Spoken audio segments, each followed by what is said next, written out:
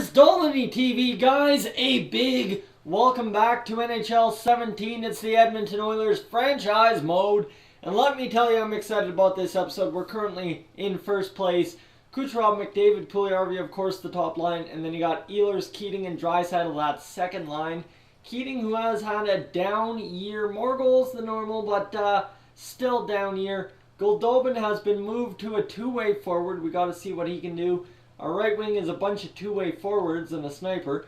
Dauphin, well, he's had a little bit of a rebound year, actually scoring goals this year. That's huge. And then Kobasu's been a plus player. That's where we're going with that. His shooting percentage, not bad. Brickley, Wolniski, and Glenn Lowe. Glenn Lowe, a 20% shooting percentage. So I don't want to put Mr. Goldobin on the fourth line, but it's looking very likely that I'm going to have to do that at some point to give Glenn Lowe some more playing time.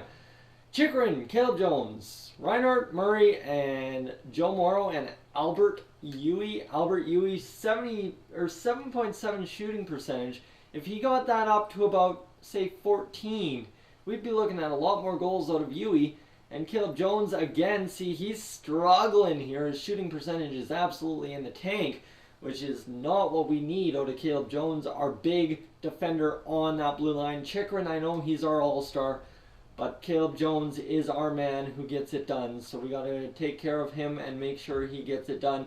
Quickly take a look at the stats and make sure you guys are up to date on all the stats with this team through 47 games. Puljujarvi, McDavid, and Kucherov, the top line, leading the way. Ehlers, Caleb Jones not having a bad year. Draisaitl, Chychrun, Kobasu, Dauphin, and Keating having a very, very down year. But hey, it's his first year as a full sniper. He's trying to figure out his role as a centerman. If I'm a sniper, how do I play center, right? That's his problem. He's trying to figure it out. He will figure it out in time. So we've got 5 games here. We're going to go through the All-Star break. Actually, that's 6 games. Dang, okay, whatever. Anyway, we will go against Calgary first, a big division opponent, and we end up winning it 5-3. That's huge for us. Gets us to 30 wins on the year. Back-to-back in California. That's always a good time. Nikolai Ehlers injured till January 31st. That's a big blow, so we have to figure out what we're going to do. I think now that means that Glenn Lowe gets a little bit of third-line time, and Jacques Giguère gets in there to fill the role.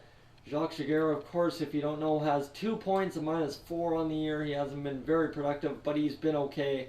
Compared to Jacques Giguère, normally, we're on a win streak here, and then all of a sudden San Jose snaps it, and that's the end of the win streak, so okay, understandable there. And against Minnesota, we need a big-time victory here, and Nikolai Ehlers is available to play, best lines, and that will just be best lines for now, as we will go into the next game and see what we can do for line changes. We have a couple line changes we need to make, I think. Edit lines here and see what the best lines did. Puljujarvi, Kucherov, Draisaitl. Ooh, that's a nice line. Actually, I think I like that. Let's experiment with that for a little while, shall we?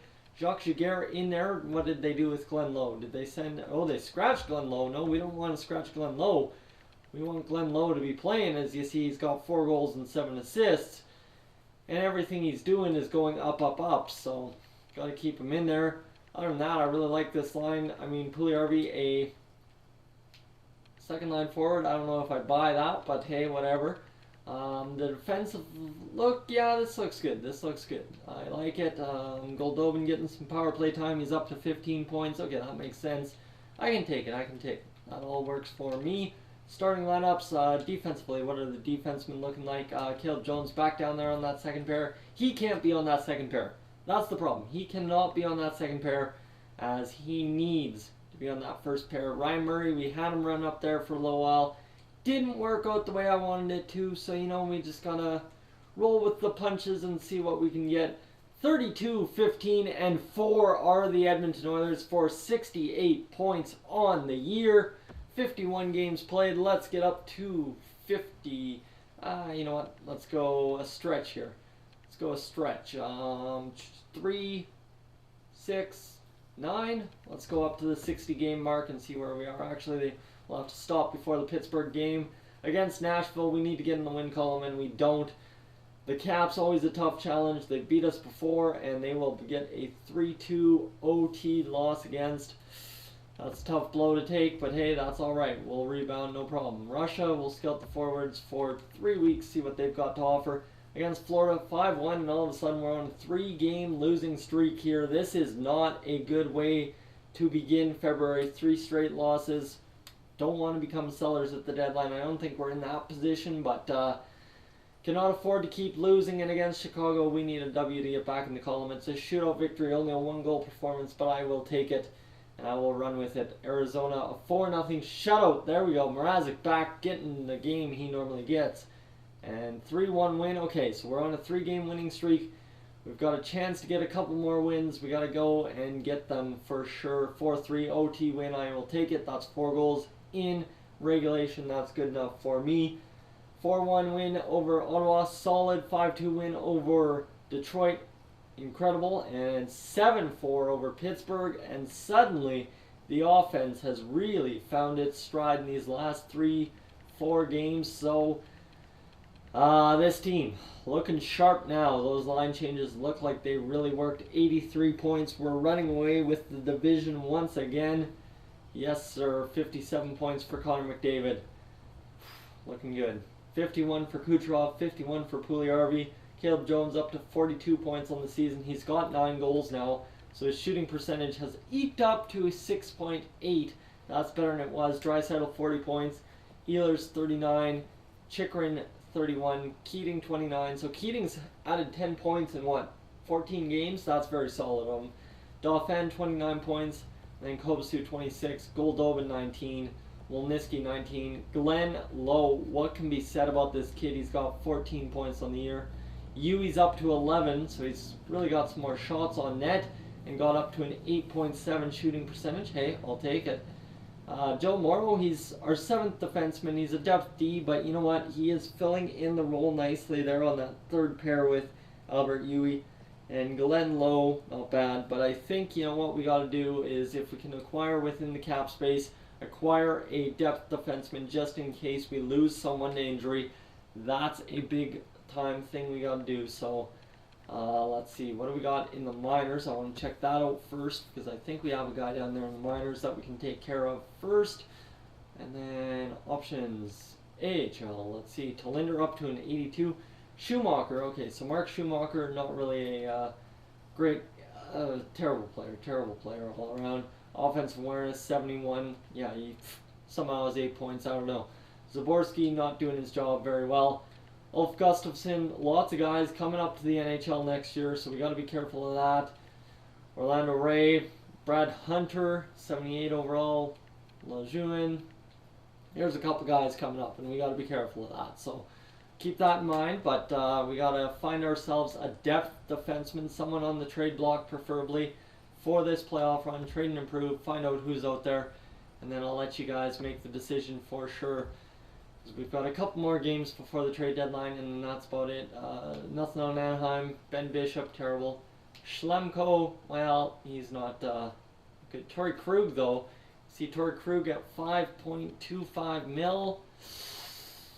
He's a good pickup, but I mean 5.25 mil, I don't know if we have that in cap space. Let's trade for asset and see what we have in cap space.